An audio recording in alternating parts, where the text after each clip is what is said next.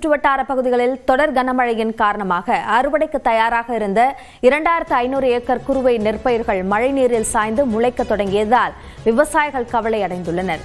இதுகுறித்த கூடுதல் விவரங்களை நம்முடைய செய்தியாளர் ராஜசேகரிடம் கேட்கலாம். ராஜசேகர், எந்தெந்த கிராமங்களைச் சேர்ந்த வயல்கள் அந்த பயிர்கள் பாதிப்பிற்கு உள்ளாகி இருக்கின்றன?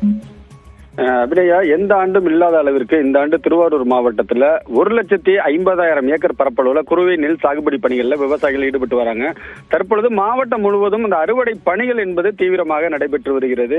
வடகிழக்கு பருவமழை தொடங்கிய நாளிலிருந்து திருவாரூர் மாவட்டத்தில் கனமழை என்பது பெய்து வந்தது. இதன் காரணமாக அறுவடைக்கு தயாரான அந்த நெல் பயிர்கள் மழை நீரில் மூழ்கி முளைக்க தொடங்கியதால் விவசாயிகள் வேதனை அடைந்தார்கள். குறிப்பாக திருவாரூர் மாவட்டம் மன்னார்குடி மற்றும் சுற்று வட்டார பகுதிகளில் தொடர் கனமழையின் காரணமாக அறுவடைக்கு தயாராக இருந்த 2500 ஏக்கர் குறுவை நெல் பயிர்கள் ஒட்டுமொத்தமாக மழை நீர்ல மூழ்கி இருக்கிறது.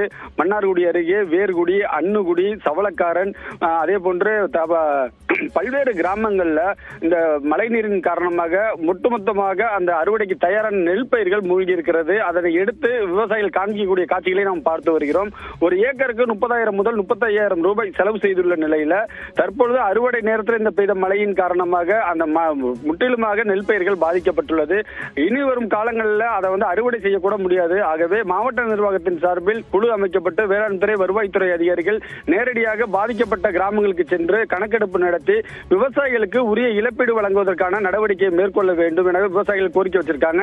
அப்படி செய்தால் மட்டுமே அடுத்த கட்ட சாகுபடி பணிகளை விவசாயிகள் மேற்கொள்ள முடியும். ஏற்கனவே பல்வேறு கஷ்டங்களுக்கு இடையில் நகைகளை அடகு வைத்து வெளியில் வட்டிக்கு கடன் வாங்கி தான் அந்த சாகுபடியை நாங்கள் செய்தோம். ஆனால் தற்பொழுது பெய்த மழை எங்களுக்கு மிகப்பெரிய ஒரு இழப்பை கொடுத்திருக்கிறது. ஆகவே தமிழக அரசு விவசாயிகளின் நலன் கருதி உரிய நடவடிக்கை எடுக்க வேண்டும், விவசாயிகளுக்கு உரிய இழப்பீடு வழங்க வேண்டும் என்ற கோரிக்கையை முன்வைத்திருக்கிறார்கள். அபி, நெற்பயிர்கள் பாதிப்பு குறித்த விரிவான விவரங்களுக்கு நன்றி ராஜசேகர்.